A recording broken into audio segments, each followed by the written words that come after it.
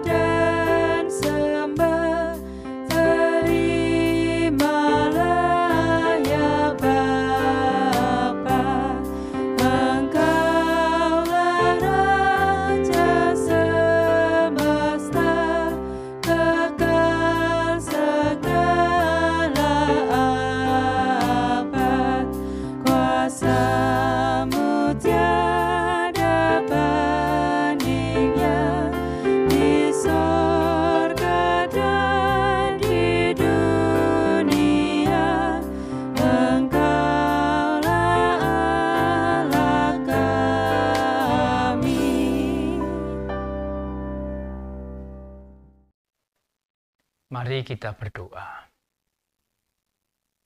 Di dalam kasih setiamu yang kudus, kami pada saat ini di dalam persekutuan berayat masing-masing Gereja Kristen Sewitan Semat Blitar mengucap syukur karena penyertaan dan pemeliharaan Tuhan atas hidup dan kehidupan kami menjalani hari ini di bidang yang kami tekuni.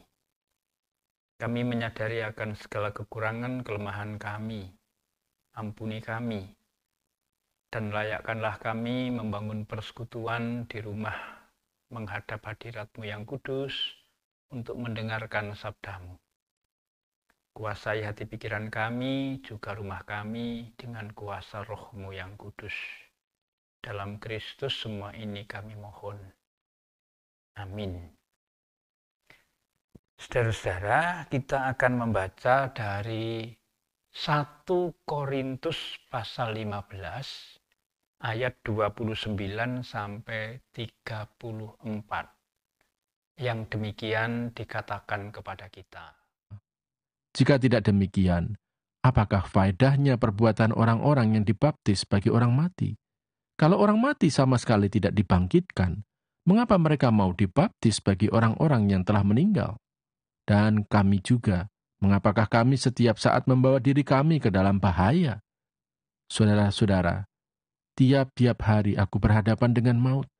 Demi kebanggaanku akan kamu dalam Kristus Yesus, Tuhan kita, aku katakan bahwa hal ini benar. Kalau hanya berdasarkan pertimbangan-pertimbangan manusia saja, aku telah berjuang melawan binatang buas di Efesus. Apakah gunanya hal itu bagiku? Jika orang mati tidak dibangkitkan, maka marilah kita makan dan minum sebab besok kita mati. Janganlah kamu sesat. Pergaulan yang buruk merusakkan kebiasaan yang baik. Sadarlah kembali sebaik-baiknya dan jangan berbuat dosa lagi. Ada di antara kamu yang tidak mengenal Allah. Hal ini kukatakan supaya kamu merasa malu.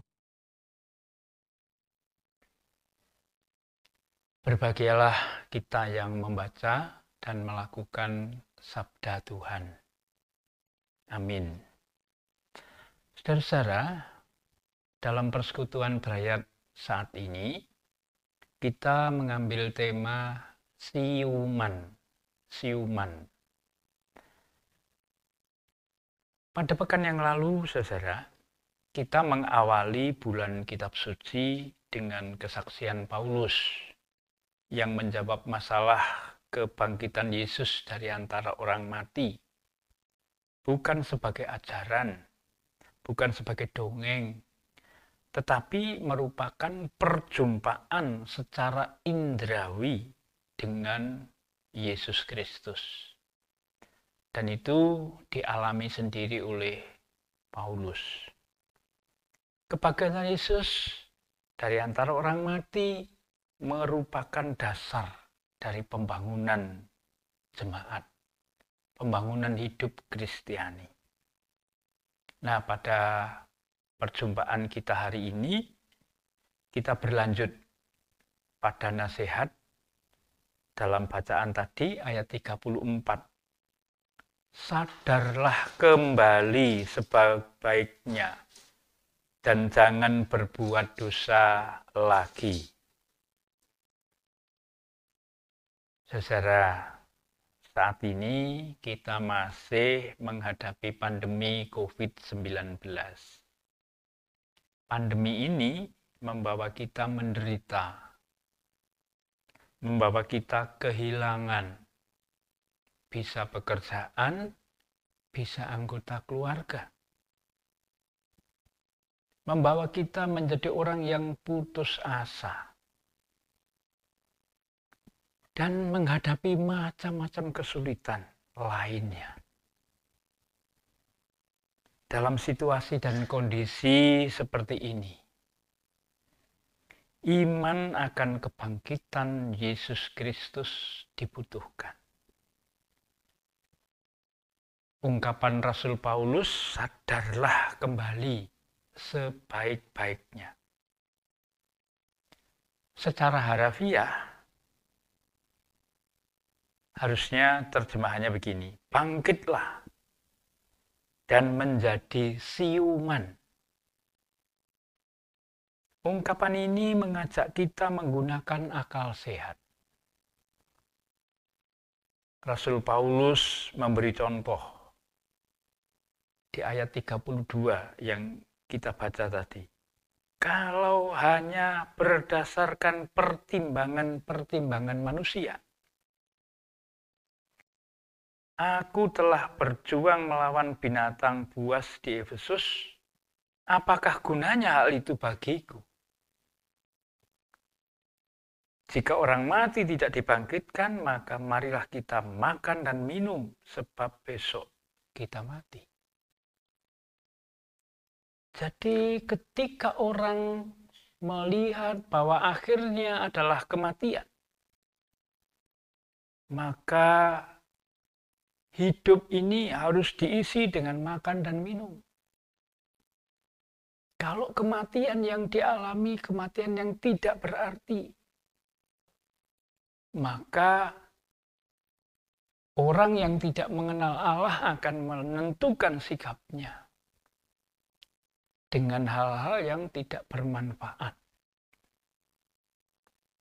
Jadi menghadapi situasi yang sulit seperti sekarang ini diperlukan kesadaran, akal sehat.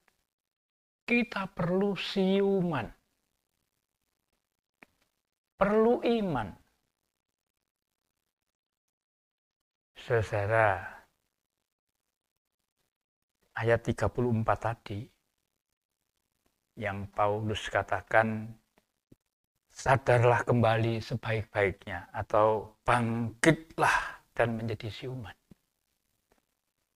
Mengingatkan pada sebuah buku yang berjudul The Resiliency Factor, 7 Essential Skills for Overcoming Life's Inevitable Obstacle yang ditulis oleh Karen Reivik dan Andrew Sate.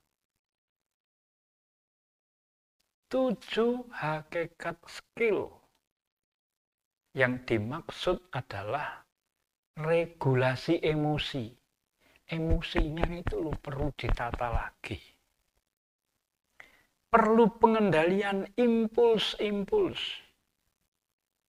Perlu optimisme, perlu empati, perlu analisis penyebab masalah, perlu efikasi diri.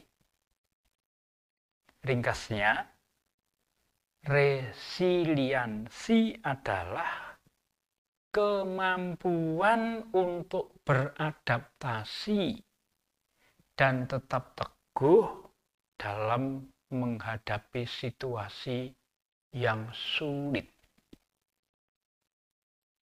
Nah, saat ini di bulan Kitab Suci kita mendengar dari firman Tuhan sendiri bahwa kita perlu resiliensi. Kita perlu siuman. Kalau itu tidak ada di dalam kehidupan kita, akan seperti orang yang tidak mengenal Allah. Orang yang tidak mampu beradaptasi dan bertahan menghadapi kesulitan, dia akan mengambil sikap yang hanya memuaskan diri sendiri. Bisa dengan mabuk, bisa dengan foya-foya, tapi juga bisa orang yang tidak mampu beradaptasi akan pingsan. Saudara, dengan memuaskan diri melalui makan dan minum, melalui alkohol, melalui pelarian yang lain, tidak akan membawa kita bangkit. Oleh karena itu, Paulus mengajak kita semua, bangkitlah dan menjadi siuman. Mari kita gunakan semua yang sudah ditulis di Alkitab ini menjadi tempat kita belajar untuk terus bertumbuh dan kemuliaan Tuhan bisa kita nyatakan. Orang yang siuman, orang yang sadar adalah orang yang tahu dirinya sendiri dan tempatnya dari mana dan mau kemana. Mari kita menjadi jemaat yang siuman. Tuhan memberkati kita semua. Amin. Mari kita menyanyi dari Kidung Jemaat 247, bait 1 dan bait 3. Sungguh kerajaan Allah di bumi tak kalah.